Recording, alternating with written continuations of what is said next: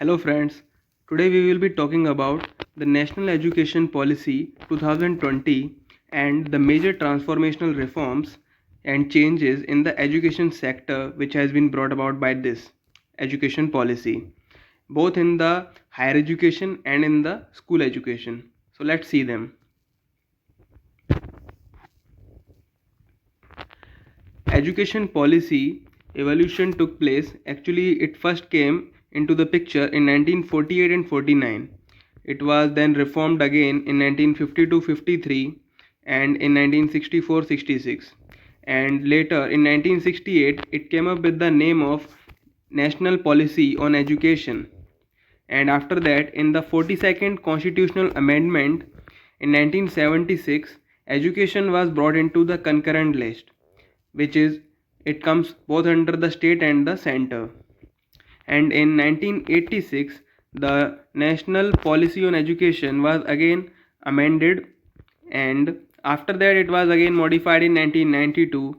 And after that, one committee, Subramaniam Committee report came, and after that, Kasturi Ranjan Committee report came in 31st May 2019, because of which this bill has been introduced now.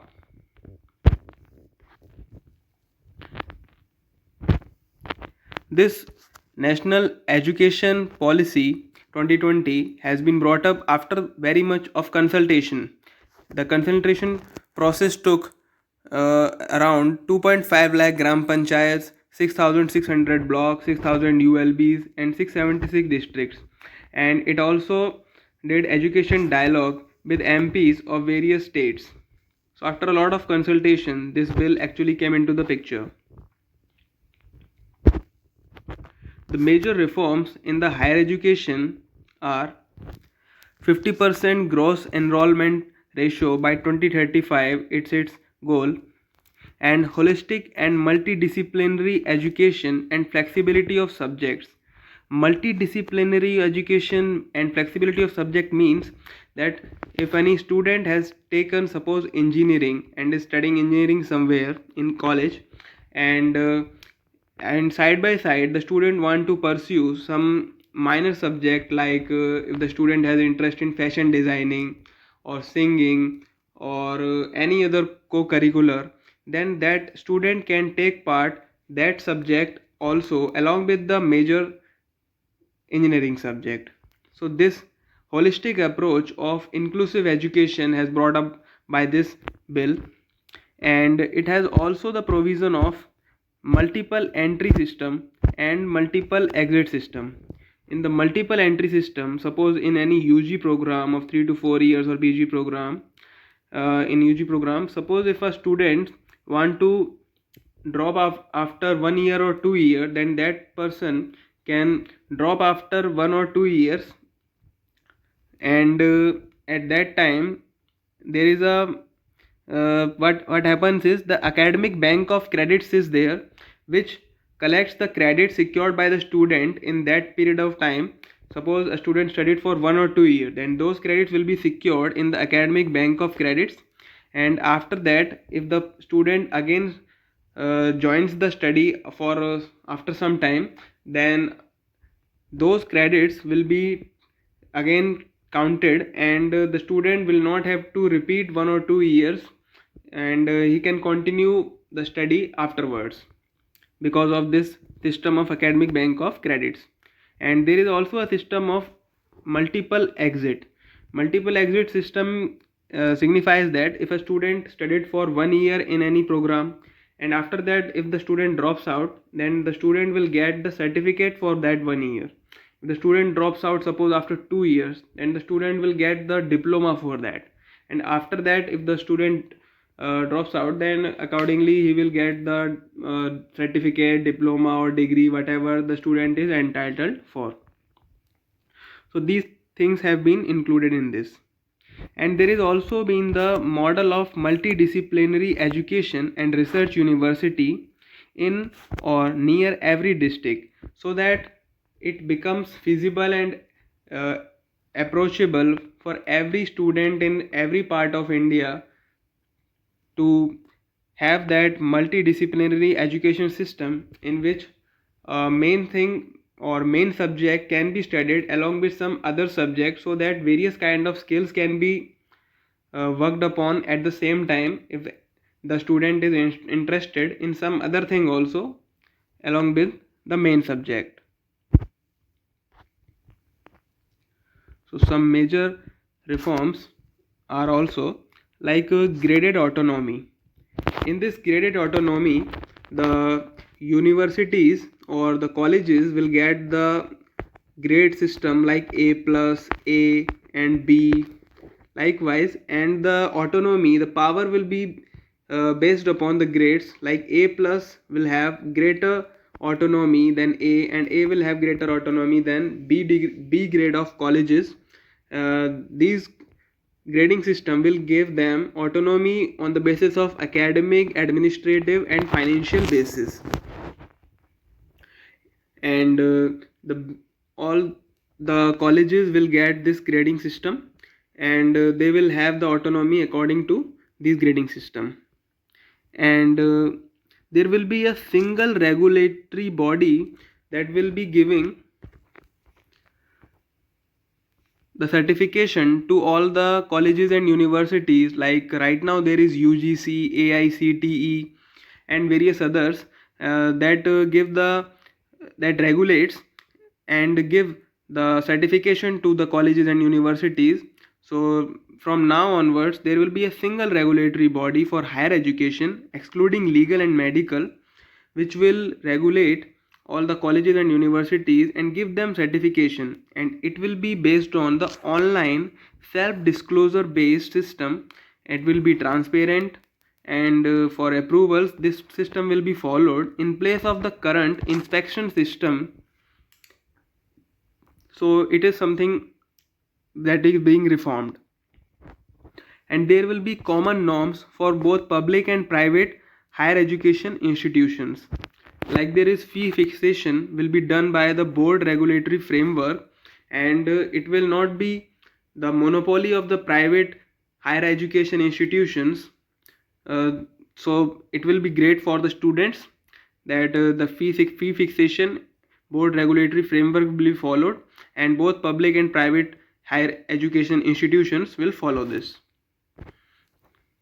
And there is the public investment in education sector will reach 6% of the GDP at the earliest. Right now it is around 4.43%, and it is going to be increased to 6% at the earliest, so that our education system can be improved and we can have better education standards. There are other major reforms in the higher education, like a National Research Foundation is being set up so that the big projects can be funded under this, and so that the innovation and patenting also increases in the country, and our country increases in innovation and patenting. So this is being launched, and the standalone higher education institutions will evolve into multidisciplinary, and the MHRD is to be renamed as Ministry of Education. The Ministry of Human Resource and Development will be renamed as Ministry of Education. The Indian knowledge systems, language, culture and value focus on literature and scientific vocabulary of Indian languages, and focus will be there to promote the traditional arts and Lok Vidya, so that many times we see that our traditional arts and these things have been uh, left. So in order to promote these things like traditional arts will be promoted.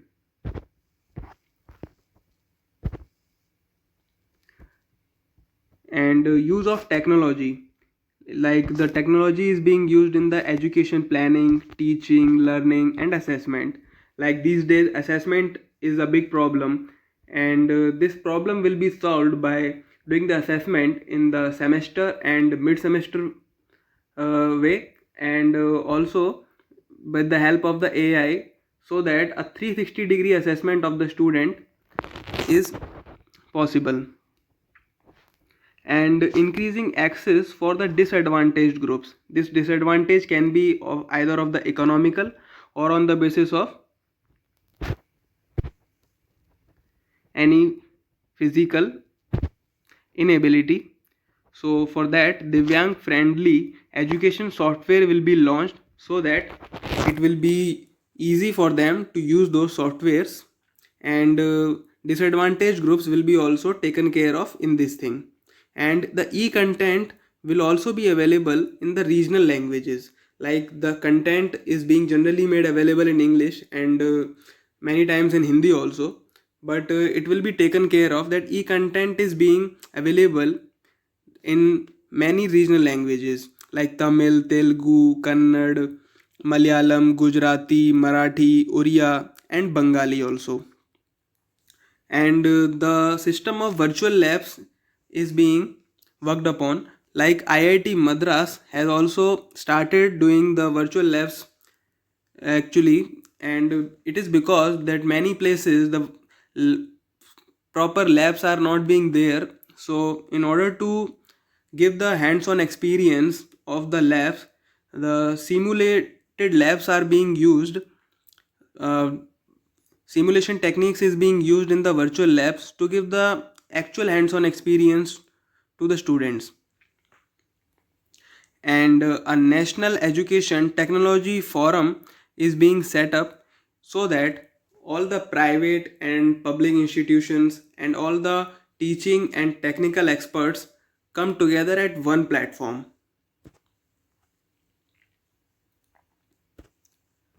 And the major reforms in the school education.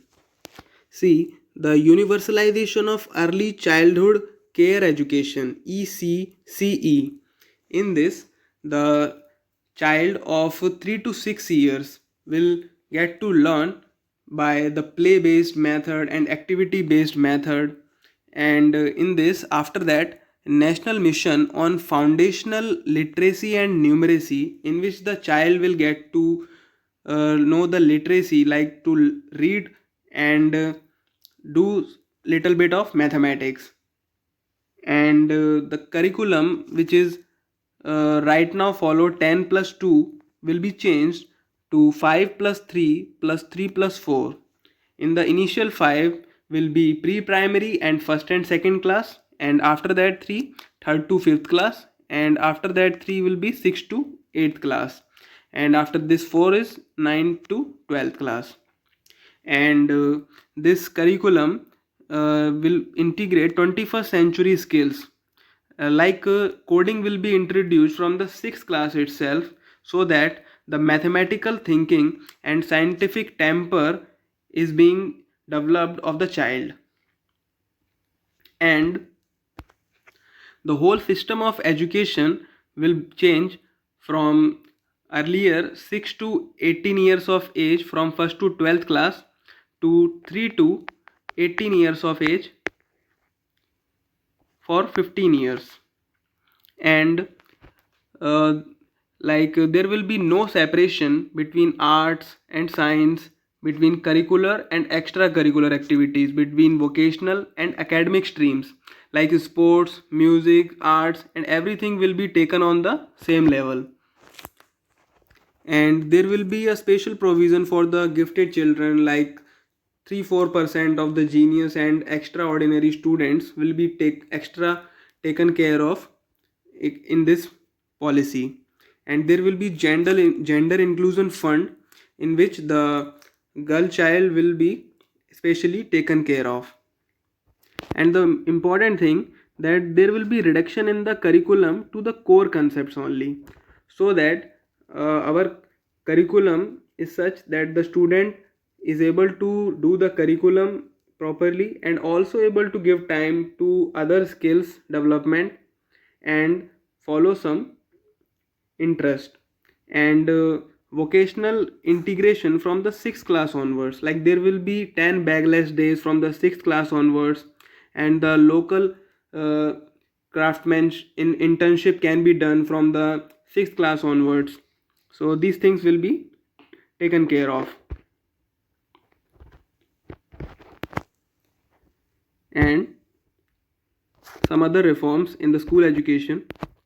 There will be new national curriculum framework for the schools, teachers, adult education, and the board examination importance will be reduced, and board examination will be based on the knowledge application mainly.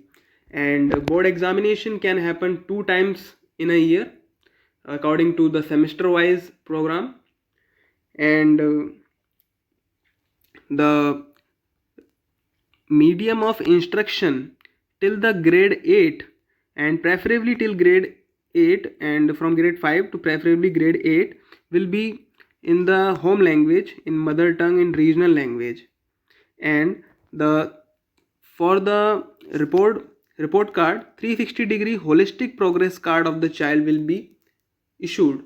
In spite of the current report card, like the numbers are there and just one line that the child needs to work hard so that he can score well, there will be a 360-degree holistic progress card in which there will be 3 degrees of assessment. Like first of all, the child will give the grades to himself, that how he is performing, and on the second place the classmates will grade him, and on the third place the teachers will grade him. And along with the discussion with his parents, the with the child's parents, the skill, which skill to be learned by the child, that to be discussed about. And artificial intelligence will also be used along with this, so that at the time after, when 15 years of studying, when the child passes from the school, he has his track record of 15 years. So it's a huge record that the child has. So on the basis of this, he will be able to know that what skills he has imbibed throughout these 15 years, and how he has grown as a person, and what was his track record. So it will be a holistic approach and tracking the students' progress, and about the learning outcomes. There is a National Assessment Center, PARAKH, and NTA to offer a common entrance exam for admission to higher education institutions. And this will allow the higher education institutions to admit the students on the basis of the marks of this common entrance exam. But it is not compulsory for all the higher education institutions to accept this test. They can take their own test also. It is not compulsory.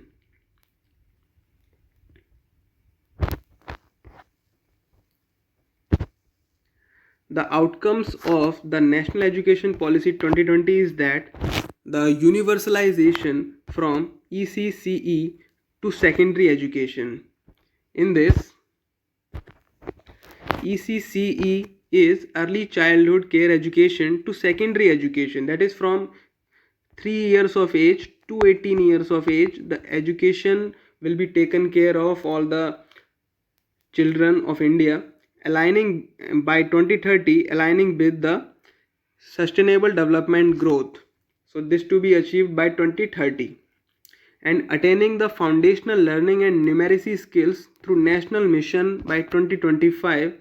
That is, every student going to class 3 is able to do the basic reading and mathematical numeracy skills, and the 100% GER in preschool to secondary school level by 2030, and bringing back the 2 crore out of the school children back to the school, so that they can also be the part of our future. And teachers to be prepared for assessment reforms by 2023, because the assessment is changing as of now because of the coronavirus. So teachers need to be prepared for assessment reforms by 2023. And the inclusive and equitable education system by 2023, and the board exams to test the core concepts and application of knowledge, rather than only the mugging up of the topics. And every child will come out of the school becoming adept in at least one skill, and there will be common standards of learning in public and private schools both. So both in the public and the private school, common standards of learning will be set so that every student in the country get equal opportunities. So throughout this video we came to know about various changes that has been brought about by the National Education Policy 2020. So we will also see these changes coming in reality after some days. So let's see how these changes actually affect in reality. And thank you for watching the video. Like the video and share it with your friends, and subscribe the channel for more such videos. Thank you.